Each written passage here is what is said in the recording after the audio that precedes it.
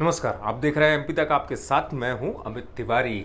अहम मुद्दे को आप तक लाता हूं, खबर पूरी आपको मैं बताता हूं। आज बात बीजेपी के कार्यकर्ता के रूठने की, उन कार्यकर्ताओं के मान जाने की और एक बार फिर सड़क पर आने की करेंगे। जी हाँ, क्या हाल हो गया है, क्यों ऐसी वजह हो गई। भोपाल में भी वो नज़ारा देखने को मिला। इससे पहले दीपक जोशी, आपको याद होंगे, दीपक जोशी सीएम आवास पहुंच गए थे अपने सैकड़ों समर्थकों के साथ। वजह सिंधिया थे, क्योंकि उनके समर्थक मनोज चौधरी जो हैं, जो अब कांग्रेस से बीजेपी में आ चुके हैं, उनको वहां से टिकट मिलेगी, जिस वजह से दीपक जोशी जो बीजेपी के पुराने नेता थे, उनके साथ के जो कार्यकर्ता थे, वो सिंधिया की वजह से नाराज थे कि उनके समर्थक को कांग्रेस से यहाँ आने पर भी बीजेपी में इनाम मिल गया। दीपक जोशी पीछे रह गए इतने साल बीजेपी में रहने के बाद भी। लेकिन अब ये हुआ कि चलिए, ये फैक्टर कितना हावी हो रहा था सिंधिया की आने की वजह से, बीजेपी को फायदा है या नुकसान, क्योंकि शिवराज सिंह को खुद हस्तक्षेप करना पड़ा।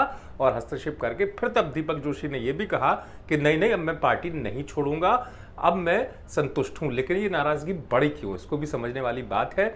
साथ ही साथ इसके अलावा एक स्थिति और, ब्यावरा के कार्यकर्ता जिन्होंने सीएम का काफिला वहां पहुंचे थे, जब सीएम वहां भी रोक लिए तो बीजेपी में ऐसा कल्चर दिखा नहीं था। मुख्यमंत्री को भी ये कहना पड़ा था कि उनके काफिले को एक नहीं 2-3 बार बीजेपी के कार्यकर्ताओं ने रोक लिया प्रत्याशी बदलने को लेकर।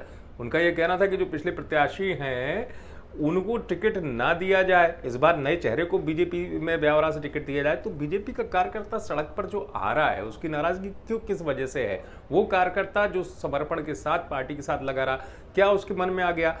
ये तमाम चीजें, प्रदेश कार्यालय पहुंचे ब्यावरा के कार्यकर्ता सैकड़ों की संख्या में, वहां प्रदर्शन किए, प्रत्याशी बदलने की मांग की। ये ऐसा नहीं कि बीजेपी में होता हो, कांग्रेस में भी होता है। टिकट की मांग को लेकर कांग्रेस का कार्यकर्ता भी अपने दफ्तर पर पहुंचता है, नाराजगी जताता है और कहता है कि इस व्यक्ति को टिकट दिया जाए जिसके समर्थन में लोग इकट्ठे होकर पहुंचते हैं कार्यालय।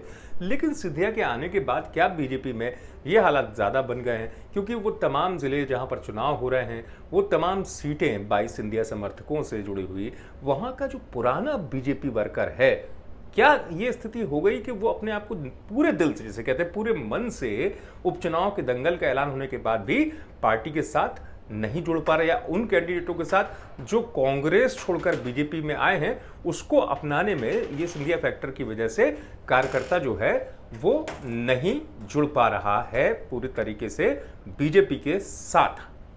तो अब ये हालात इस तरीके से बनने वाली बात हो गई। लेकिन अब देखना ये होगा, क्या सिंधिया कार्ड जो है बीजेपी ने जो चला है, इन तमाम स्थिति को बीजेपी मना भी रही है, कार्यकर्ता मान भी रहे हैं, लेकिन फिर वही सिंधिया फैक्टर आता है जिस तरीके से, वो चीज जो कार्यकर्ता वो स्वीकारेगा नहीं, ये देखने वाली बात होगी। ये देख भी जाएगा चुनाव में, जैसे जैसे चुनाव का दंगल आगे बढ़ेगा। लेकिन आप जरूर देखते रहिए एमपी तक।